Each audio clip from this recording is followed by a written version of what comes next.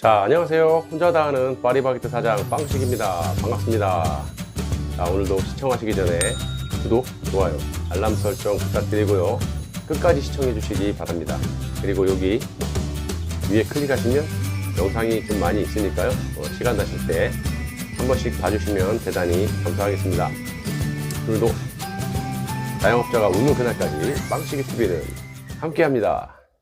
그 어느 박사가 그러던데 그 입과 눈이 건조하시거나 어깨 부분이 이렇게 뻐근하고 뭉치는 경우 있죠. 제가 그렇거든요. 맞는 얘기인 것 같아요. 이게 왜 그런다고 생각하세요? 위 건강이 안 좋아서 그런답니다. 위가 안 좋아서 그러니까 그런 경우에는 시간 내셔서 위 검사를 한번 받아보시는 게 좋을 거라고 저는 생각이 듭니다. 그 먹고 먹히는 관계, 파리바게뜨와 뚜레쥬르에 대해서 한번 이야기를 해보겠습니다. 아시다시피 저는 파리바게뜨 경력이 18년 차고요. 모르겠어요. 다른 거는 제가 조금 미흡한 점이 있어도 요거만큼은 조금은 자신이 있네요. 지금 보면은 아시는 분도 있고 모르시는 분도 있겠지만 파리바게뜨는 SPC 그룹의 사업부고요. 주식회사는 아닙니다. 그리고 뚜레쥬르는 생각보다 이거 모르시는 분 있더라고요. 뚜레쥬르는 CJ그룹에 속한 뚜레쥬르 사업부라고 생각하시면 돼요. 그래서 이제 두 거대한 그룹의 사업인 만큼 경쟁 브랜드들도 많이 있습니다. 근데 대표적으로 오늘은 두 가지만 말씀드리려고 합니다. SPC 그룹의 파스쿠치 많이 들어보셨죠? 뭐 거기도 뭐 간단하게 빵도 팔고 쇼트케이크라든지 샌드위치, 이렇게 커피 위주, 카페 위주예요. CJ그룹에서 내놓은 브랜드는 더 투썸플레이즈, 많이들 가시죠? 저희 뒤쪽에도 매장이 있어요. 그래서 이 두 개가 쉽게 생각하면 자동차도 등급이 있잖아요. 이 회사에서 A라는 차를 내놓으면 이 회사에서 B라는 제품을 동일하게 비슷한 경쟁으로 이렇게 모델을 가져가는 경우가 있잖아요. 그런 식이에요. 그래서 이제 파리바게뜨는 당연히 SPC 거, 그리고 뚜레쥬르는 CJ 겁니다. 그래서 그런 식으로 경쟁 구도가 크게 두 개로 이제 잡혀 있죠. 뚜레쥬르도 마찬가지일 겁니다. 파리바게뜨처럼 아마 여러 브랜드 중에 효자 노릇을 하는 브랜드라고 생각을 합니다.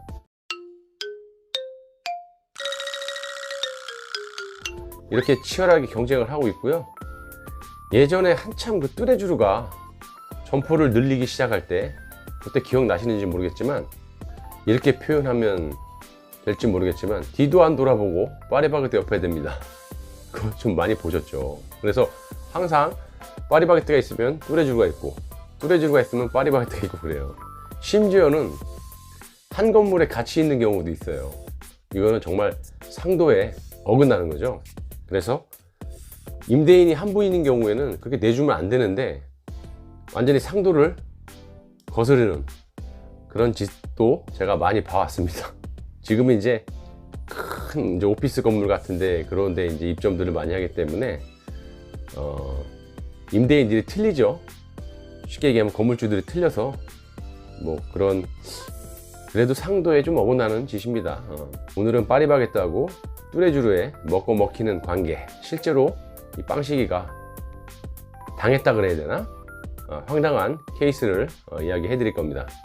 제가 2016년도 1월에 양도양수를 통해서 이제 파리바게뜨를 인수를 했는데 140만원짜리 매출을 200만원 가량 올리면서 한 2년 반 정도를 승승장구하고 잘 벌었죠. 이제 먼저 우리 상권이 항아리 상권이라 그래가지고 이 두 브랜드가 나눠 먹기에는 좀 말도 안 되는 상권이에요. 그래서 뚜레쥬르가 안 들어왔던 거예요. 들어올 수가 없어요. 둘 다 어떻게 보면 고전을 면치 못하는 그러한 어떤 상권이기 때문에 파리바게뜨가 이게 2011년도에 입점이 됐었거든요. 신규로. 그 이후로는 들어올 수도 없고 들어와서도 안 되는 그런 상권이에요. 근데 결과적으로 말씀드리면 2018년도 여름에 8월 달에 입점이 됐어요, 뚜레쥬르가. 먼저 몇 년 전에 저희 인근 동네에서 비슷한 위치에서 이제 파리바게뜨하고 뚜레쥬르가 있었는데, 그때는 뚜레쥬르가 매출이 앞섰습니다. 그러다 보니까 파리바게뜨 이제 점주님하고 협의하에 장소를 이동을 했죠. 어디로 이동을 했냐면 뚜레쥬르 바로 길 건너편에 아파트 들어가는 초입의 상가에다가 입점을 해버린 거예요. 자리는 매우 좋죠. 그 파리바게뜨가 지금 현재는 매출이 굉장히 좋고, 기존에 있던 뚜레쥬르는 매출이 많이 떨어진 걸로 알고 있습니다. 그래서 이거는 참 어떻게 법적으로도 어떻게 할 수가 없고요. 뚜레쥬르나 파리바게뜨나 서로 먹고 먹히는 법을 위반하는 건 아니기 때문에 약간의 상도의 문제는 있겠지만, 그래서 법을 어기지 않은 한도 내에서 그렇게 먹고 먹히는 행위들이 자주 벌어집니다. 제가 양도양수를 2016년도 1월 달에 오픈을 했어요. 양도양수를 해서 그 전 주인께서는 130에서 140의 일매출을 보유하고 있었고, 제가 2년 반 정도를 매출을 쭉 끌어올려서 200만 원까지 일매출을 평균 올렸죠. 그래서 참 잘 지냈어요. 이 뚜레쥬르가 들어온다라고 생각을 못했어요. 그런데 그 앞에 길 건너편 그 아파트 상간에 일반 제과점이 조그맣게 들어왔어요. 근데 그렇게 큰 영향은 안 보지만 그래도 일매출에 조금이나마 영향을 줄 수가 있죠. 지난 영상에도 말씀드렸지만 단 5만 원이 됐던 10만 원이 됐던 타격을 분명히 봅니다. 그게 없다면 당연히 우리 가게로 올 건데, 간단하게 식빵 하나 사더라도 귀찮아서 안 오는 경우도 있거든요. 저부터도 그래요. 그래서 이제 그런 것도 영향을 보고 있고, 그래서 이제 이 뚜레쥬르가 어떻게 들어왔냐면, 결과적으로는 우리 옆 건물 그 끝에 머리에 들어왔는데, 그게 이제 건물주예요. 그 가게가 몇 년이 비어있고 잘 안 나가고 위치상으로도 좋질 않아요. 근데 거기 어떻게 입점이 됐냐, 제가 알기로는 뚜레쥬르 개발팀에서도 여기는 안 된다라고 불허를 했는데, 이분이 어떤 식으로 꼼수를 부렸냐면, 저희 쪽에서도 제소를 할까 말까 이런 식으로도 고민을 했는데, 제가 일단은 결과적으로 놔두라 그랬어요, 그냥. 그래서 지금 2년이 넘게 흘렀는데, 그 매장이 원래는 우리 매장하고 상관없이 저희 매장 같은 이 대형 브랜드끼리는 상관이 없어요, 거리 제한이나 이런 것들이. 그런데 일반 제과점이 아까 있었다 그랬잖아요. 근데 그 매장이 있으므로 뚜레쥬르는 원래 들어오질 못하는 거예요, 법적으로. 근데 문제는 이제 그 앞에 조그만 그 제과점 때문에 뚜레쥬르를 개설을 못하는 그런 경우였는데, 어떻게 했냐면, 우리 추측입니다. 당연히 권리금을 좀 줬겠죠, 그분한테. 우리도 사진을 다 찍고 자료가 있어요. 거기에 상식적으로 제과점인데 케이크를 안 팔기 때문에 그 기간에 오픈을 한 거예요. 케이크를 안 팔면 법적으로 문제가 없답니다. 거리상의 문제가 있더라도. 결과적으로는 그렇게 됐지만 과정을 보면 진짜 온갖 편법을 다 쓴 거예요. 그 법을 우회하기 위해서 그분한테 그냥 저희가 오픈할 거니까 케이크 팔지 마세요 그러면 여러분 같으면 케이크 안 팝니까? 뭔가 이해관계가 있어야지만 그런 게 가능하겠죠. 그래서 추측이지만 권리금을 어느 정도 주고 진행을 한 것 같아요. 그래서 케이크를 안 판다고 케이크 쇼케이스를 횡 비워놨더라고요. 케이크 쇼케이스는 왜 갖다 놨죠? 그리고 그전에도 케이크 파는 걸 제가 봤거든요. 우리 회사 그 직원들도 가서 파악을 하고 있었고, 그 기간은 케이크를 안 팔더라고요. 그러니까 법망을 살짝 피해가고, 저 같은 경우는 억울하지만 어쨌든 법으로도 저 뚜레쥬르를 어떻게 할 수가 없는 상황이에요.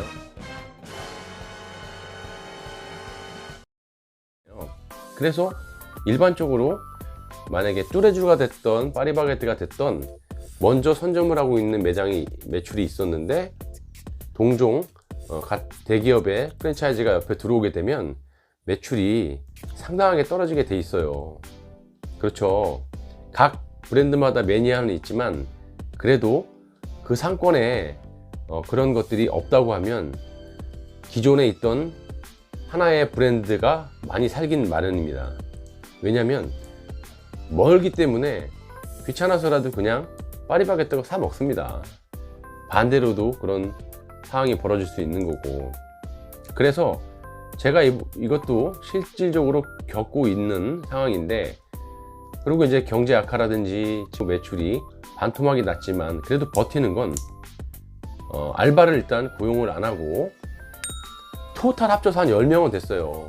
그러니까 2년 전, 3년 전에 알바 그 최저임금이 아마 6,000원대였나? 5,000원, 6,000원대였나? 그때 인건비를 기준으로 했을 때 1,200만 원이 조금 안 되는 인건비가 매달 제가 지급을 했거든요. 지금 생각하면 굉장히 아깝네요. 진작에 좀 줄여서 할 걸. 그래서 앞으로 창업하시는 분들도 이거를 좀 유념하셔서 최소한의 인원만 투입을 하셔서 인건비를 줄이시기 바랍니다. 그리고 처음에 이렇게 편하게 장사하게 되면요, 다시 알바를 줄여서 내 노력으로 하기는 굉장히 힘들어요. 처음부터 몸에 밴 어떤 습관이 필요한 거니까 애초부터 우리 훅갓이라 그러죠. 가오 잡으려고 그렇게 하지 마셨으면 하고요. 그래서 그런 인건비를 지출을 줄이면 연으로 따지면 상당한 돈이 모이게 되기 때문에 처음 오픈하시는 분들은 그걸 유념하셔서 오픈하셨으면 좋겠습니다.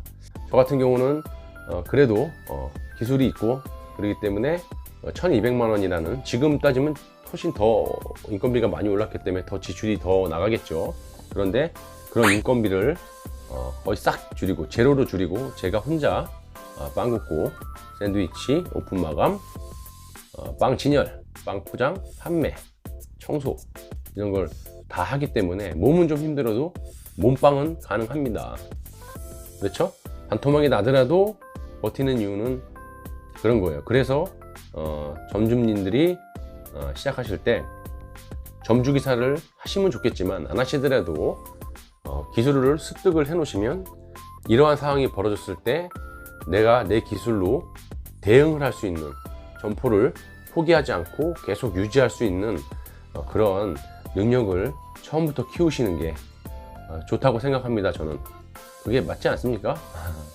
그래서 오늘은 파리바게뜨와 뚜레쥬르 대기업 간에 먹고 먹히는 이런 행위에 대해서 제 경험을 바탕으로 이야기를 한번 해봤습니다. 도움이 되셨다면 구독 버튼 한번 눌러주시면 대단히 감사하겠습니다. 자, 자영업자가 우는 그날까지 빵식이TV는 함께합니다. 시청해주셔서 감사하고 좋은 하루 되십시오. 감사합니다.